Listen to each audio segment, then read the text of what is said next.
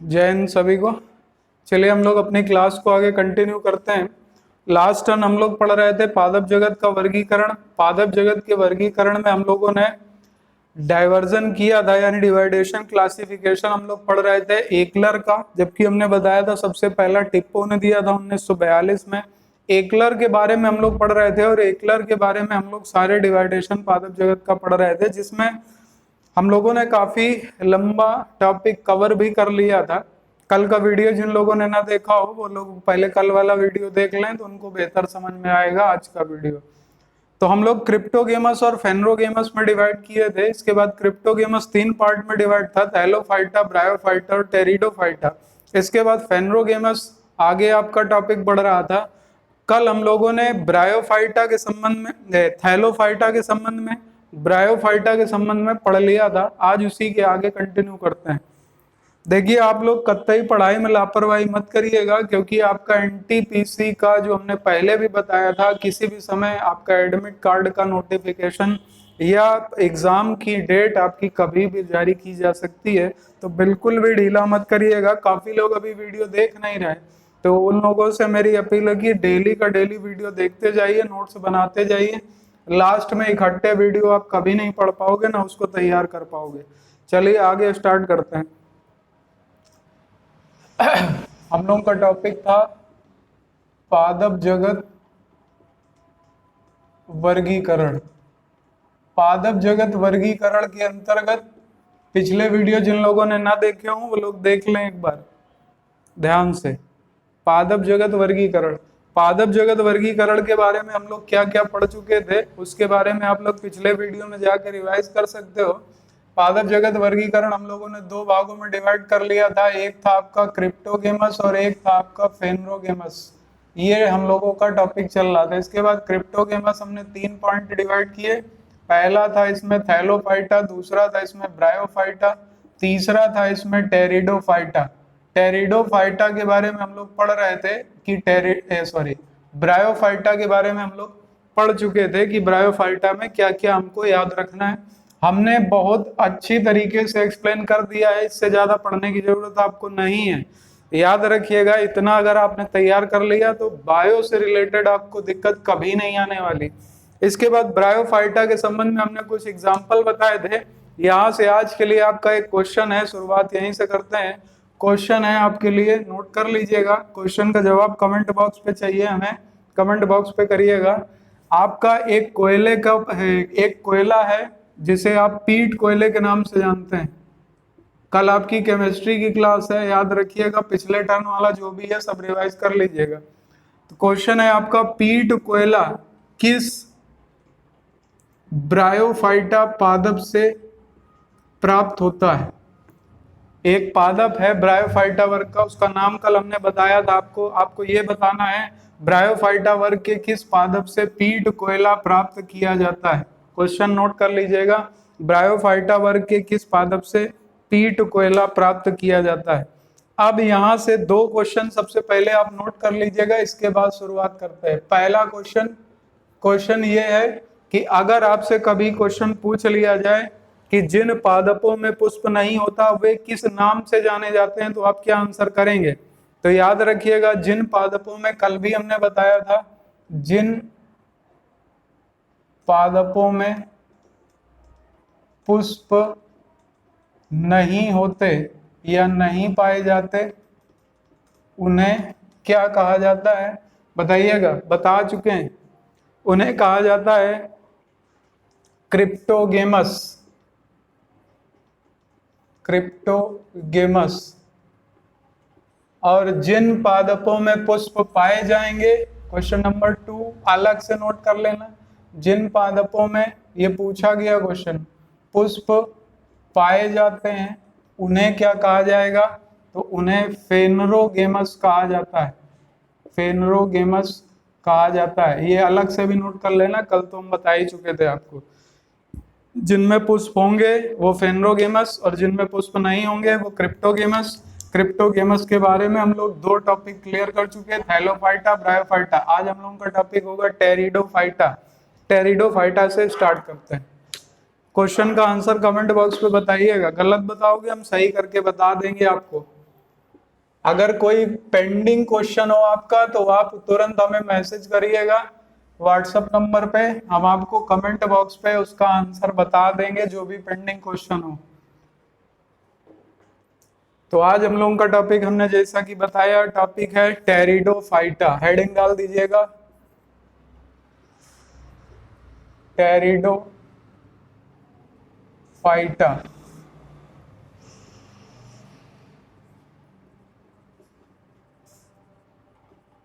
Pteridophyta, pteridophyta के बारे में हम लोगों को पढ़ने के लिए सबसे पहले ये जानकारी रखनी होगी कि हमने कल आपको ब्रायोफाइटा वर्ग के संबंध में बताया था कि ब्रायोफाइटा वर्ग के अंतर्गत आप देखोगे कि इसमें जो शरीर होगा जड़ तना पत्ती में विभाजित होता है, लेकिन उसमें खास बात यह थी कि जो शरीर होगा उनका शरीर मुख्य जड़ तना पत्ती में विभाजित नहीं होगा, जो शरीर होगा वो मूलाभास के रूप में होगा। और दूसरी बात, ये जो ब्रायोफाइटा वर्ग के पादप थे यानी इसके पहले वाले वर्ग में, उसमें आपने पढ़ा था कि ये स्थल भाग पर आए लेकिन ये सफल नहीं हुए, इसीलिए इन्हें एम्फीबिया कहा जाता है ब्रायोफाइटा को। टेरिडोफाइटा के अंतर्गत आपको याद रखना है पहला पॉइंट कि इनका जो शरीर होगा वो जड़ तना पत्ती में विभाजित होता है, विभाजित होता है, लेकिन इनमें पुष्प नहीं होता, इनमें पुष्प नहीं होता, इसमें पुष्प नहीं पाया जाता, याद रखिएगा इनमें पुष्प नहीं पाया जाता है। इसके बाद अगली पॉइंट, स्थल पर सबसे पहले सफल पादप कौन से थे? तो स्थल पर सबसे पहले सफल पादप टेरिडोफाइट्स थे, ये स्थल पर सबसे पहले सफल पादप थे। जबकि ब्रायोफाइटा वर्ग के अंतर्गत पादप स्थल पे तो आए लेकिन वो स्थल पर रह नहीं पाए, उनको जल की अधिकता यानी जल उनको ज्यादा चाहिए था, इसलिए वो सफल नहीं हुए। लेकिन ये पौधे जो थे ये स्थल भाग पे सफल हो गए। इसके बाद नेक्स्ट क्वेश्चन, इससे आपको जो याद रखना है, इन्हें वानस्पतिक जगत का सर्प भी कहा जाता है, इन्हें वानस्पतिक जगत का सर्प भी कहा जाता है। ये क्वेश्चन पूछा गया था कि वानस्पतिक जगत का सर्प किस पादप वर्ग को कहा जाता है? टेरिडोफाइटा को, टेरिडोफाइटा को वानस्पति जगत का सर्प कहा जाता है। तो ये पॉइंट नोट कर लीजिएगा। अब इसमें जो मुख्य बात है कि क्या ये पादप संवहनी पादप होंगे? तो बिल्कुल होंगे, क्योंकि जड़ तना पत्ती में यहाँ पर विभाजित है शरीर। तो हमने बताया था संवहनी का अर्थ क्या होता है, संवहनी का अर्थ होता है, ये पहली बात तो ये संवहनी पादप है। अब संवहनी पादप हैं तो इसमें संवहन ऊतक पाए जाएंगे, और संवहन ऊतक हमने दो बताए थे, एक है आपका जाइलम, दूसरा हमने बताया था फ्लोएम। जाइलम क्या करेगा? जल को जड़ों से लेकर के पौधे के विभिन्न भागों में पहुंचाएगा। जो फ्लोएम है ये क्या करेगा? ये पके हुए भोजन को या जो भोज्य पदार्थ वो बनाएंगे वो पौधे के विभिन्न भागों तक पहुंचाएगा। तो जो बना हुआ भोजन वो फ्लोएम, और जो जाइलम ये आपका संवहन ऊतक पाया जाता है। और ये प्रथम संवहनी पादप भी कहे जाते हैं, प्रथम संवहनी पादप भी कहे जाते हैं, ये भी पॉइंट याद रखिएगा। अब इसके बाद अगली बात करें कि इसके एग्जाम्पल क्या होंगे। तो एग्जाम्पल के अंतर्गत जितने भी पौधे आपके जिनमें नुकीली पत्तियां पाई जाएं, जिनको हम लोग एक नाम देते हैं फर्न, इस फर्न के अंतर्गत आपका नागफनी आता है। नागफनी आप लोगों ने देखा होगा, उसमें पत्तियां भी होती हैं, नुकीली पत्तियां पाई जाती हैं। ये जो फर्न है ये आपका मुख्य रूप से किसके अंतर्गत आता है? टेरिडोफाइटा के अंतर्गत। दूसरा इसका उदाहरण क्या होगा? तो फर्न के बाद दूसरा उदाहरण है इसका मार्सिलिया, मार्सिलिया, ये भी नोट कर लीजिएगा। दूसरा, पहला फर्न, दूसरा मार्सिलिया। तीसरे उदाहरण की बात करें तो तीसरा होगा सिलेजिनेला, तीसरा उदाहरण है इसका सिलेजिनेला। इसमें क्वेश्चन इस तरीके से भी पूछा जा सकता है कि आपको इनके नाम दे देगा और पूछेगा निम्न में से कौन सा टेरिडोफाइट्स है, कौन सा ब्रायोफाइट्स है, कौन सा आपका थैलोफाइट्स है। इस तरीके से क्वेश्चन पूछा जाएगा। या पूछ सकता है कौन सा क्रिप्टोगेमस है, कौन सा फेनरोगेमस है, यानी पुष्प है नहीं है। तो यहाँ पर तीसरा आपका हो जाता है सिलेजिनेला। चौथा आपको याद रखना होगा जिसका नाम है इक्विसीटम। इक्विसीटम चौथा इक्विसीटम। इसके बाद पांचवा आप लोग याद रख सकते हो इक्विसीटम। पांचवा एक उदाहरण इसका और भी याद रख लीजिएगा, इसका नाम है टेरिडियम। टेरिडियम। अब यहां से और क्या क्वेश्चन बनेगा, तो क्वेश्चन बना नहीं है अभी तक लेकिन बनने की पूरी उम्मीद है। ये जो सिलेजिनियम है ये आपका सजावट के काम आता है, सजावट के काम में आता है। ये जो आपका टेरिडियम है ये चारा में प्रयोग किया जाता है, पशुओं का चारा इसके लिए प्रयोग किया जाता है। ये जो आपका इक्विसीटम है, इक्विसीटम का प्रयोग किसमें किया जाता है, तो याद रखिएगा इक्विसीटम ये जो पादप है इसके तने से सोना प्राप्त होता है, इसके तने से सोना निकाला जाता है। तो इक्विसीटम पादप के, ये क्वेश्चन अभी नहीं लेकिन भविष्य में निश्चित पूछा जाएगा, क्योंकि चीड़ का तेल और ये सारी चीजें पूछी जाती हैं तो जरूर पूछा जाएगा कि किस पादप के तने से हमें सोना प्राप्त होता है। तो याद रखिएगा इक्विसीटम नामक पादप है जो कि टेरिडोफाइट्स के अंतर्गत आता है, इसके तने से सोना प्राप्त किया जाता है। नोट कर लीजिएगा जल्दी से।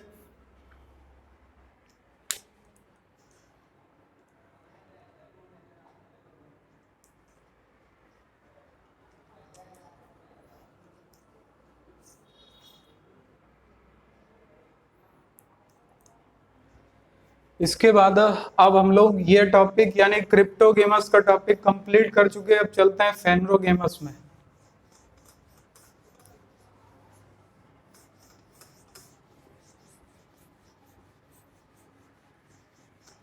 देखिए फेनरोगेमस जो पादप होते हैं इनको पुष्पोद्भिद कहा जाता है।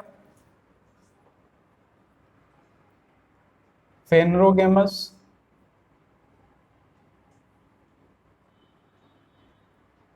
इनको कहा जाता है पुष्पोद्भिद, जबकि क्रिप्टोगेमस को क्या कहा जाता है, अपुष्पोद्भिद। उनमें पुष्प नहीं पाया जाता, इसमें पुष्प पाया जाएगा। तो पहला पॉइंट यही ऐड कर दीजिएगा कि इनमें पुष्प पाया जाता है। अब पुष्प तो पाया जाता है लेकिन बात यह आती कि पुष्प पाया जा रहा है, लेकिन इसमें खास बात यह है कि पुष्प पाया तो जा रहा है लेकिन इनमें क्या बीज पाया जाएगा या नहीं पाया जाएगा, या इसमें जो बीज पाया जाएगा वो कवर्ड होगा या नहीं होगा, या नग्न बीजी होगा या आवृत बीजी होगा। तो ये फिर से दो भागों में डिवाइड हो जाता है फेनरोगेमस। फेनरोगेमस आपका दो भागों में फिर से डिवाइड हो जाता है, जिसमें चार्ट आप देखते जाइएगा। जो चार्ट हमने बनवाया था इसमें पहला जो डिवाइडेशन है इसको हम लोग बोलते हैं जिम्नोस्पर्म।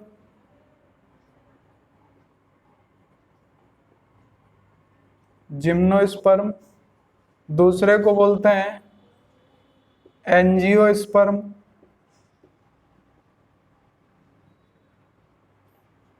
अब जिम्नोस्पर्म और एंजियोस्पर्म क्या है, जिम्नोस्पर्म को बोला जाता है अनावृत बीजी, यानी इसमें बीज पाया जाता है लेकिन वो बीज ढका हुआ नहीं होगा, इसलिए इन्हें अनावृत बीजी या इन्हीं को नग्न बीजी के नाम से भी जाना जाता है। दूसरा एंजियोस्पर्म, इसे आवृत बीजी कहा जाता है क्योंकि इनका जो बीज होगा वो ढका हुआ होगा। जैसे मूंगफली, तो मूंगफली का जो दाना होता है वो एक कवर के अंदर होता है, इसलिए उसे किसके अंतर्गत रखा जाएगा, आवृत बीजी के अंतर्गत। अभी आप कुछ पादप पढ़ोगे जिनके बीज ढके हुए नहीं होते हैं, या वर्ल्ड के जितने भी सबसे ऊंचे पेड़ हैं या लंबाई वाले पेड़ हैं वो सब आपके जिम्नोस्पर्म हैं, यानी कि अनावृत बीजी पौधे हैं। अभी इसके बारे में पढ़ेंगे, ये टॉपिक बहुत इंपॉर्टेंट है, देखते जाइएगा। इसके बाद अब आवृत बीजी अनावृत बीजी के बारे में बात करें तो इनके बारे में सबसे पहली बात कि ये पौधे किस रूप में पाए जाते हैं, तो ये पौधे आपके झाड़ियों के रूप में पाए जाते हैं। ये पौधे लंबे भी होंगे, दूसरा आपके झाड़ियों के रूप में होंगे। जैसे अगर आपने ध्यान से देखा हो तो ताड़, खजूर, इनकी लंबाई बहुत ज़्यादा होती है और जो ऊपर जा करके काफ़ी ऊंचाई पर ये झाड़ी नुमा पत्तियां इकट्ठा कर लेते हैं, यानी झाड़ी नुमा पत्तियां होती हैं। तो ये किस रूप में होंगे, तो ये झाड़ी के रूप में होते हैं। इसके बाद अगली बात अगर हम लोग करें तो जिम्नोस्पर्म के अंदर हम लोग को पहली बात क्या पढ़ने लायक है कि जिम्नोस्पर्म के अंतर्गत पहला क्या याद रखना है, तो इसमें याद रखना है जिम्नोस्पर्म जो होगा, इसको हम जरा सा जगह बना लें। जिम्नोस्पर्म के बारे में याद रखिएगा, अभी तक क्या था, पहले आपने पढ़ा थैलोफाइटा। थैलोफाइटा जल के अलावा नहीं था। इसके बाद आपने पढ़ा ब्रायोफाइटा, जल से निकल के स्थल में आया लेकिन स्थल में सफल नहीं हुआ। इसके बाद आपने पढ़ा टेरिडोफाइटा, स्थल में आया और सफल हो गया लेकिन उसमें पुष्प नहीं था। इसके बाद अब आप पढ़ रहे हो जिम्नोस्पर्म। जिम्नोस्पर्म के अंतर्गत क्या था, जड़ तना पत्ती में भी विभाजित था, लेकिन ये तो उसमें भी था, लेकिन उसमें बीज, इसमें फूल नहीं पाए जाते थे। लेकिन आपका जो जिम्नोस्पर्म है इसके अंतर्गत पुष्प पाए जाते हैं। तो आपसे क्वेश्चन बनेगा प्रथम पादप या प्रथम पुष्पीय पादप कौन सा था, तो प्रथम पुष्पीय पादप आपका जिम्नोस्पर्म था, जिसमें सबसे पहली बार फूल देखे गए या जिसमें सबसे पहली बार फूल पाए गए। इसके बाद बीज, अब फूल है तो बीज भी होगा, तो इन्हीं में आप नोट कर सकते हैं प्रथम बीजीय पादप। ये भी आपके कौन से थे, तो जिम्नोस्पर्म ही पहले बीजीय पादप भी थे। सॉरी। इसके बाद तीसरा, इनमें स्पष्ट जड़ तना पत्ती में शरीर विभाजित होता है, तो नोट कर लीजिएगा स्पष्ट जड़ तना और पत्ती में शरीर विभाजित होता है। जड़ तना पत्ती में शरीर विभाजित होता है। इसके बाद इनमें खास बात होगी कि बीज तो पाया जाएगा, बीजीय पादप है, लेकिन बीज में कवर नहीं होता, इसीलिए तो इनको क्या कहा जाता है, अनावृत बीजी या नग्न बीजी, क्योंकि इनके बीज में कवर नहीं पाया जाता। अब अगर बीज में कवर नहीं पाया जाएगा तो क्या फल होगा इसमें, तो इसमें फल नहीं होता है।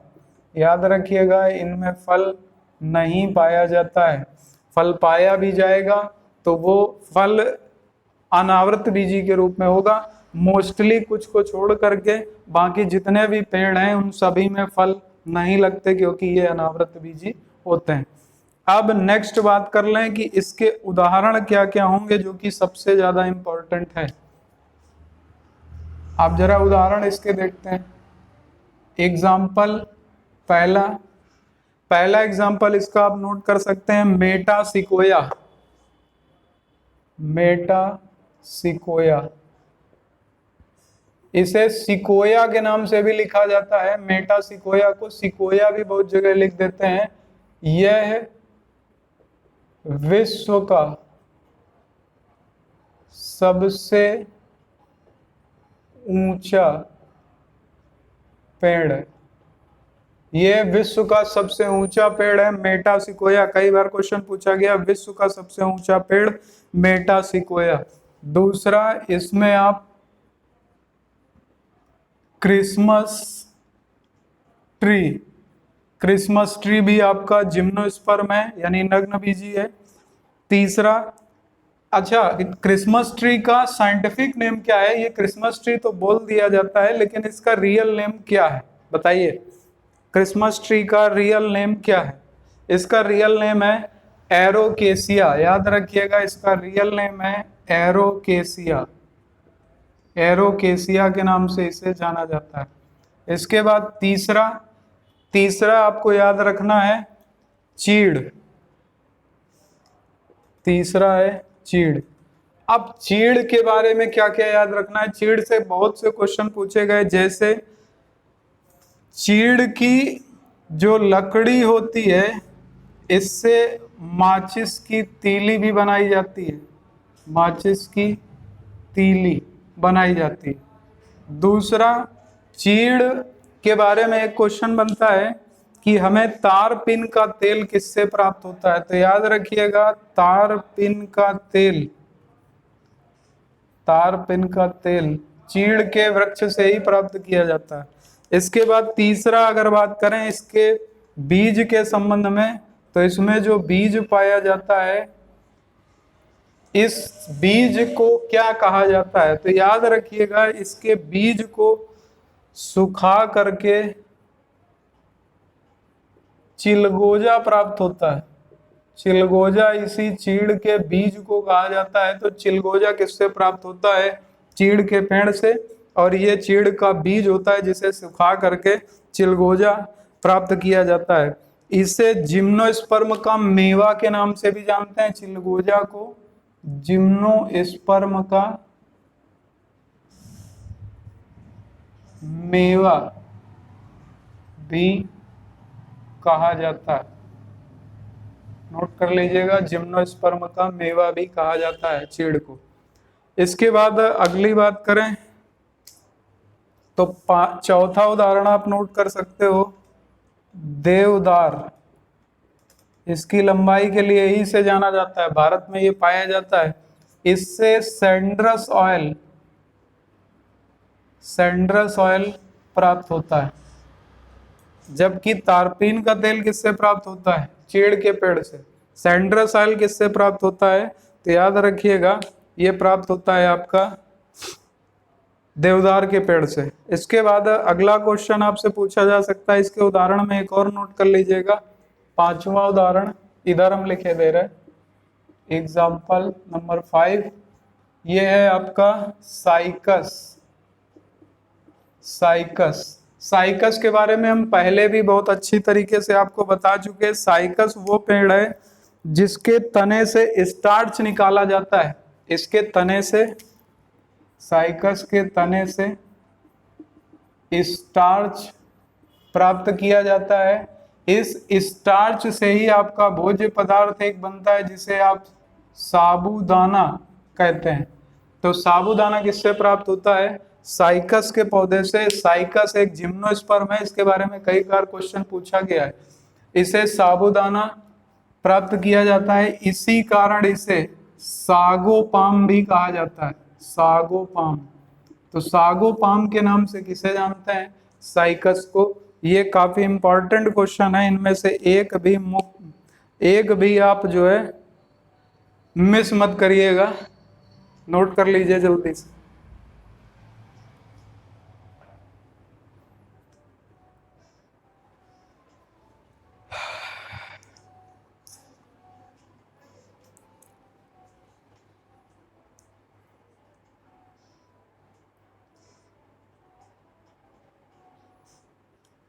इसके बाद सिकोया का जो पेड़ होता है, इस सिकोया से, मेटा सिकोया जिसको आपने लिखा है, सिकोया से एक क्वेश्चन बनता है। और क्वेश्चन ये बनता है, किस पादप को रेड वुड ऑफ कैलिफोर्निया कहा जाता है? रेड वुड ऑफ कैलिफोर्निया कहा जाता है। तो याद रखिएगा, सिकोया को ही रेड वुड ऑफ कैलिफोर्निया के नाम से जाना जाता है। विश्व के सबसे ज्यादा लंबाई वाले या ऊंचाई वाले पौधे किस वर्ग के अंतर्गत आते हैं? अनावृत बीजी यानी कि जिम्नोस्पर्म या नग्न बीजी के अंतर्गत आते हैं। उम्मीद है आपको जिम्नोस्पर्म से रिलेटेड जितने भी पॉइंट थे सब क्लियर हो गए होंगे, किसी को कोई डाउट नहीं होगा। अब हम लोग अगला टॉपिक उठाते हैं और अगला टॉपिक होगा हम लोगों का एंजियोस्पर्म। इसके बाद एंजियोस्पर्म में हम लोग देख लेते हैं, जैसे सबसे पहला एंजियोस्पर्म में कि एंजियोस्पर्म को क्या कहेंगे? तो एंजियोस्पर्म को कहा जाता है आपका आवृत बीजी, तो ये आपका फेनरोगेमस के अंतर्गत जिम्नोस्पर्म का पार्ट क्लियर हो गया। अब एंजियोस्पर्म बताने जा रहे हैं, तो दूसरी हेडिंग डाल दीजिएगा एंजियोस्पर्म।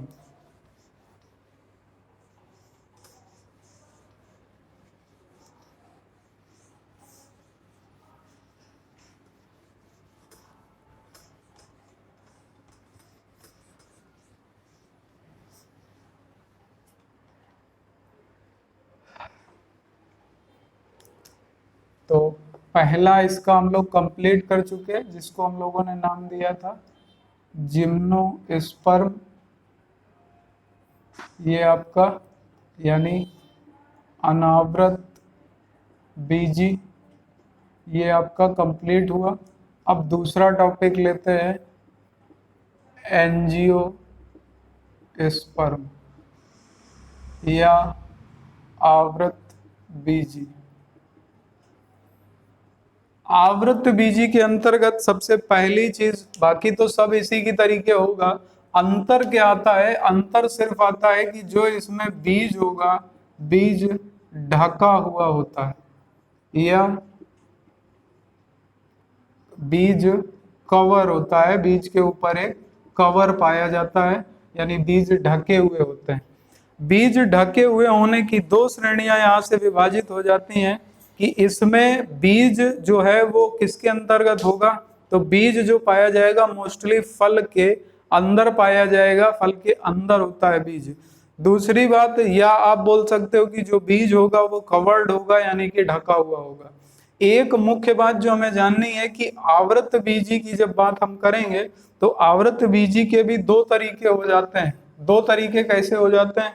अब बीज तो पाया जा रहा है, यानी कि जो बीज होगा वो ढका होगा, यानी कवर ऊपर से होगा। कवर होने के बाद भी इसको दो भागों में डिवाइड कर लेते हैं। दो भागों में कैसे डिवाइड होता है? एक तो वे पादप आ जाते हैं जिनमें कवर होता है, लेकिन उनको जब उनका कवर हटाया जाता है तो उसके अंदर से एक बीज ही निकलता है। और कुछ पादप ऐसे होते हैं जब उनका कवर हटाया जाता है तो उसके अंतर्गत दो बीज पाए जाते हैं। तो इसको देखते हैं। इस आवृत बीजी के अंतर्गत फिर से दो भाग हो जाएंगे, और आवृत बीजी के अंतर्गत एक भाग आता है जिसे पहला लिख सकते हैं द्विबीजपत्री, जिसको हम लोग लिखे थे डाई कॉटी लैंडन। और एक को बोला जाता है एक बीजपत्री या मोनोकॉटी लैंडन। तो ये फिर से दो भागों में बट जाता है, एक बीजपत्री और द्विबीजपत्री। इस तरीके से अब हम लोग इसको आगे पढ़ेंगे। तो अब एक बीजपत्री या द्विबीजपत्री के संबंध में कैसे पढ़ा जाएगा, क्या होगा, चलिए शुरू करते हैं। तो एक बीजपत्री और दो बीजपत्री के संबंध में पहली बात जो हम लोगों को जान लेनी चाहिए वो बात यह है कि जो एक बीजपत्री होगा और द्विबीजपत्री होगा उसे कैसे पहचानेंगे। देखिए, एक बीजपत्री और द्विबीजपत्री के अंतर्गत पढ़ने के पहले हम लोग सबसे पहले ये जान लें कि एंजियोस्पर्म में हमें क्या क्या पढ़ना है, फिर हम लोग इस टॉपिक पे आते हैं तो ज्यादा अच्छी तरीके से समझ में आ जाएगा। देखिए, सबसे पहली चीज कि सबसे बड़ा आवृत बीजी, कुछ इंपॉर्टेंट क्वेश्चन है जिनको आप नोट डाल करके नोट कर लीजिएगा। तो पहला क्वेश्चन, क्वेश्चन नंबर 1, आपसे पूछा जा सकता है सबसे बड़ा आवृत बीजी कौन सा था। और सबसे बड़ा आवृत बीजी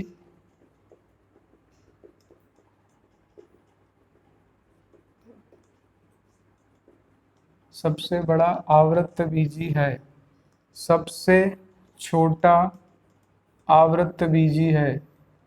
इसके बाद क्वेश्चन नंबर 3, क्वेश्चन पूछा जा सकता है कि सबसे बड़ा पुष्प कौन सा होता है।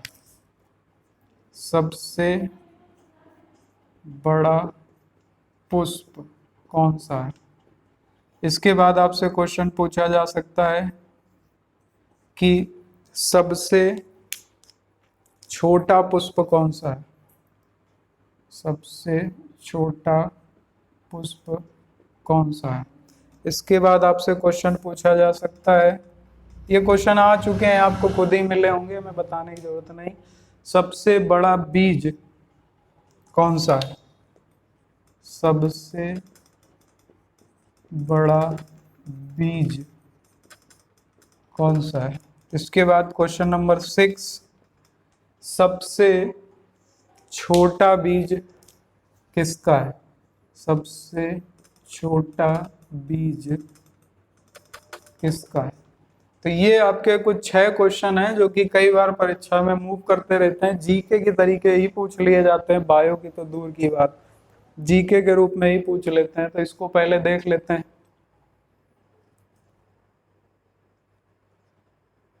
आंसर शुरू किए जाएं।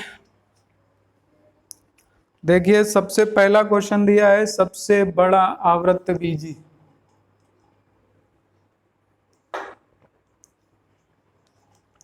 सबसे बड़ा आवृत्त बीजी होता है सफेदा, या जिसे यूकेलिप्टस के नाम से जाना जाता है।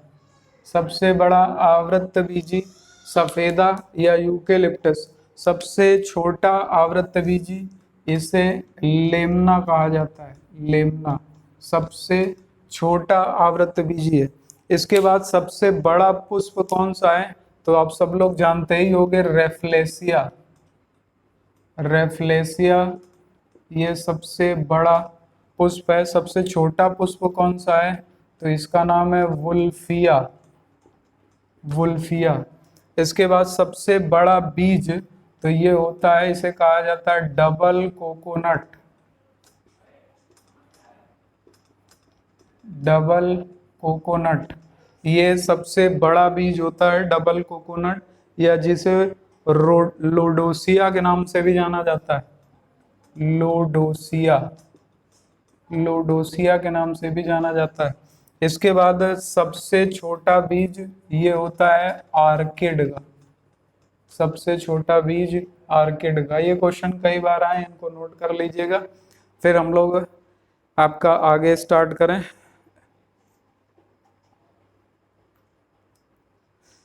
यूकेलिप्टस के बारे में तो आप लोग जानते ही होंगे, इसे प्रकृति का आतंक भी कहा जाता है।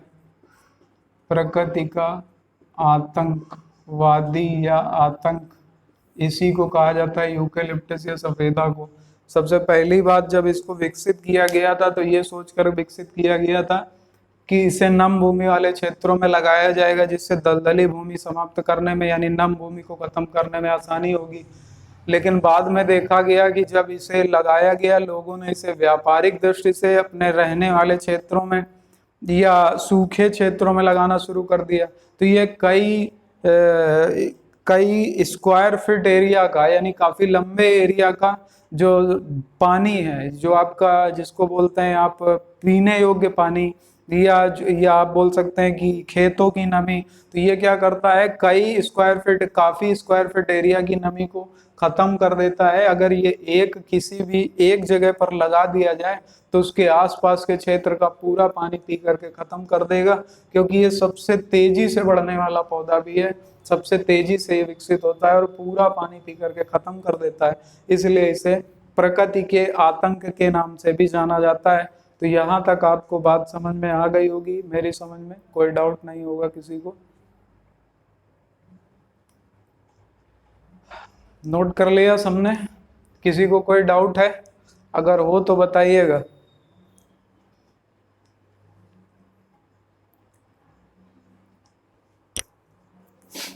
किसी को भी कोई डाउट? अब ये जो एक बीज पत्री और द्विबीज पत्री का टॉपिक है, सिर्फ आपका ये टॉपिक बचा है, इसको नेक्स्ट क्लास में हम खत्म कर देंगे। अगली क्लास आपकी मंडे को होगी। जैसा कि आप सबको पता है, फ्राइडे सैटरडे केमिस्ट्री क्लास होती है। इस बार केमिस्ट्री क्लास के लिए कमर कस के बैठिएगा, क्योंकि पिछले वीक एक क्लास नहीं हो पाई थी केमिस्ट्री की। तो कल और परसों आपकी केमिस्ट्री की क्लास होगी, और केमिस्ट्री की क्लास के जो पिछले वीडियो हो चुके हैं उनको एक बार देख करके अच्छी तरीके से मजबूत हो करके कल बैठिएगा, तो उसी के टॉपिक को आगे कंटिन्यू करेंगे। और बायो का हमने जैसा कि बताया था 80% टॉपिक यहाँ से आपका कंप्लीट हो जाता है, सिर्फ ये 2 टॉपिक बचे हैं। ये इसलिए हमने रोक लिए हैं क्योंकि इसको हम अच्छी तरीके से बताना चाहते हैं कि अगर आप किसी खेत में भी बैठे हो तो भी आप पेड़ उखाड़ करके ये बता दो कि ये पेड़ काहे का है, यानी एक बीजपत्री है या 2 बीजपत्री। तो इसके संबंध में हम लोग मिलेंगे नेक्स्ट वीडियो पे। कल आपकी केमिस्ट्री की क्लास होगी, तब तक के लिए सभी को जय हिंद, वंदे मातरम।